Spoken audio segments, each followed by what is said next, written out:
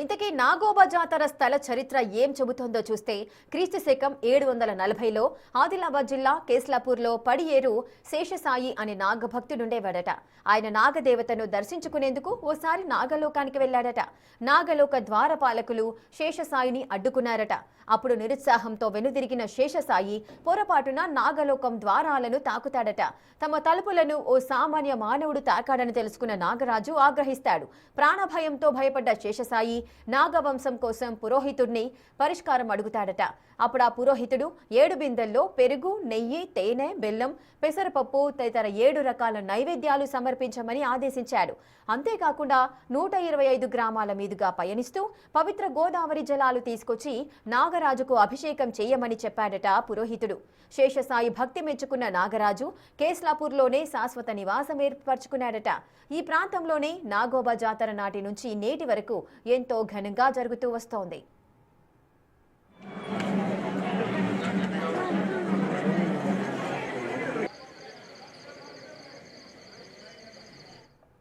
ఈ జాతరకు గుగ్గిళ్ల వంశీయులు మాత్రమే కుండలు తయారు చేస్తారు.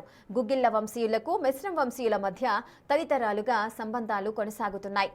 పుష్యమాసంలో చందమామ కనిపించిన తర్వాత మిశ్రం వంశీయులు గుగ్గిళ్ల వంశస్థుల వద్దకు వెళ్లి కుండలు తయారు చేయమని చెబుతారు. వంటల కోసం పెద్ద కుండలు, కాగులు, వాటిపై మూత పెట్టే రకరకాల పాత్రలు, నీటి కుండలు కలిపి సుమారు 130 మట్టి కుండలను తయారు చేయిస్తారు.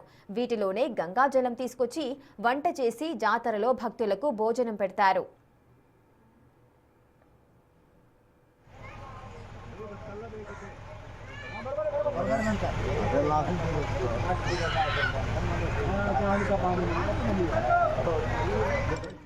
గంగాజల సేకరణ కోసం మిశ్రం వంశీయులు ప్రత్యేక యాత్రను ప్రారంభిస్తారు. సుమారు 100 మందికి పైగా మిశ్రం వంశీయులు కేస్లాపూర్ నుంచి పాదయాత్రగా బయలుదేరతారు. గంగాజల సేకరణ కోసం 300 కిలోమీటర్ల మేర కాళ్లకు ఎలాంటి చెప్పులు ధరించకుండా తెల్లటి వస్త్రాలు ధరించి ఒకే వరుస క్రమంలో యాత్ర చేస్తారు. ఆయా గ్రామాలు, అడవుల గుండా పయనిస్తారు. మంచిర్యాల జిల్లాలోని హంసల మడుగు దగ్గరకు చేరుకుంటారు. అక్కడ నైవేద్యం వండి గోదావరికి సమర్పిస్తారు.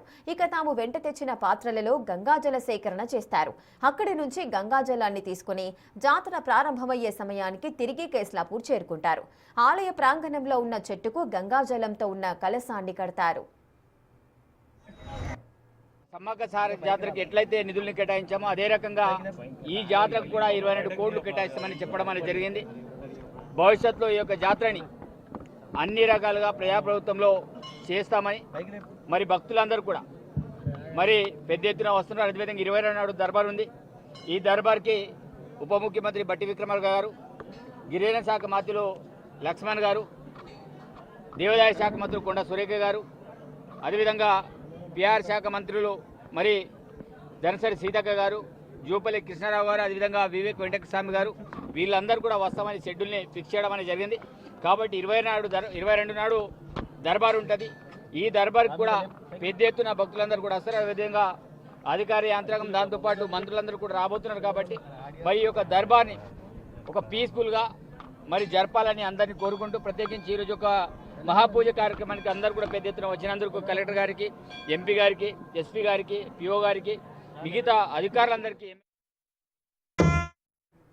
ఈ జాతరకు మిశ్రం వంశస్థులు ఎన్ని వేల మంది వచ్చినా వంటలు వండుకునేది మాత్రం 22 పొయ్యిల మీదే. వీటిని ఎక్కడ పడితే అక్కడ పెట్టేందుకు వీల్లేదు. కేవలం ఆలయ ప్రాంగణంలో మాత్రమే ఏర్పాటు చేస్తారు. ఇక్కడున్న ప్రహరీ గోడ లోపల గోడకు చుట్టూ దీపాలు వెలిగించేందుకు ప్రత్యేక అరలుంటాయి. ఆ దీపకాంతుల్లో 22 పొయ్యిల మీద మిశ్రం వంశీయులు వంతుల వారీగా వంటలు చేసుకుంటారు. మిశ్రం వంశస్థుల కొత్త కోడళ్లను నాగోబా సన్నిధిలో ఆ నాగేంద్రునికి పరిచయం చేసే కార్యక్రమం నిర్వహిస్తారు. దీన్నే బేటింగ్ అని కూడా పిలుస్తారు.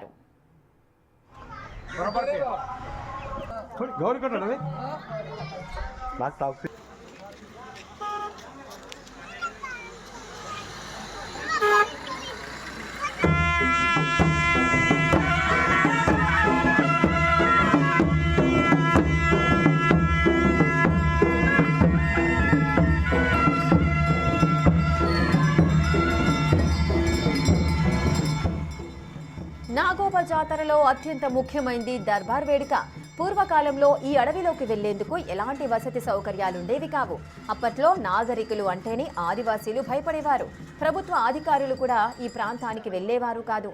అప్పుడే భూమి కోసం, భుక్తి కోసం, విముక్తి కోసం కొమరం భీం నిజాం నవాబులతో పోరాటం చేసి వీరమరణం పొందాడు. దీంతో ఉలిక్కిపడిన నిజాం పాలకులు గిరిజన ప్రాంత పరిశీలనకై ప్రముఖ శాస్త్రవేత్త ప్రొఫెసర్ హైమన్ డార్ఫ్ను అక్కడికి పంపారు. ఇక్కడ ప్రజలు జీవన శైలి గమనించిన ఆయన నాగోబా జాతరలో దర్బార్ నిర్వహించాలని భావించారట. అలా తొలిగా 1942లో దర్బార్ నిర్వహణ మొదలైంది. ఆ ఆచారం నేటికి కొనసాగుతోంది.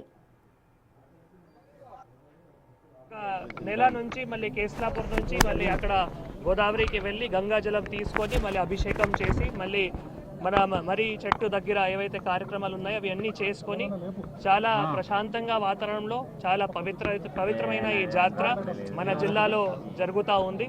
సో గతంలో మనం మొన్న కూడా 2-3 టైమ్స్ దీనికి సంబంధించిన ప్రిపరేటరీ మీటింగ్ కూడా చేసుకొని ఈ అన్ని ఏర్పాట్లు కూడా చేసుకొని మళ్ళీ భక్తులు కూడా చుట్టుపక్కల రాష్ట్రాల నుంచి మొత్తం భారతదేశం నుంచి కూడా ఇక్కడ ఆదివాసీలు కానీ మిగతా కూడా అందరూ వచ్చి ప్రశాంతంగా ఇక్కడ దర్శనం చేసుకొని మళ్ళీ నాగోబా దేవత ఆశీస్సులు కూడా ఆదిలాబాద్ జిల్లాలో మొత్తం భారతదేశంలో కూడా ఉండాలి అందరికి కూడా తెలియజేస్తూ మళ్ళీ 22వ తారీఖు నాడు దర్బార్ కూడా ఉంది. దర్బార్ సంబంధించిన కూడా అన్ని ఏర్పాట్లు పకడ్బందీగా చేసి దర్బార్ కూడా ప్రశాంతంగా నిర్వహించడానికి కూడా కృషి చేస్తున్నాము అందరికీ తెలియజేస్తూ ముఖ్యంగా మొన్ననే మన ఆనరబుల్ సీఎం సార్ కూడా మన జిల్లాకి వచ్చేటప్పుడు మళ్ళీ మిశ్ర వెంకట్రావు పటేల్ గారు వారందరూ కూడా ఇప్పుడు సీఎం సార్ కూడా ఆహ్వానించడం జరిగింది.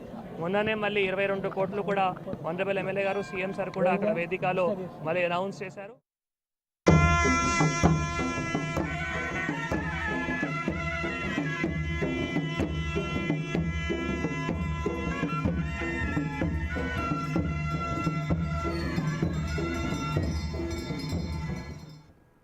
ఈ దర్బార్లో పాల్గొనేందుకు కలెక్టర్లు, ప్రజాప్రతినిధులు, తెగల నాయకులు, గిరిజన పెద్దలు, అధికారులు హాజరవుతారు. వారి సమస్యలు తెలుసుకుని అక్కడికక్కడే పరిష్కరిస్తారు. అందుకే నాగోబా దర్బార్కు ఎంతో ప్రాముఖ్యత ఏర్పడింది.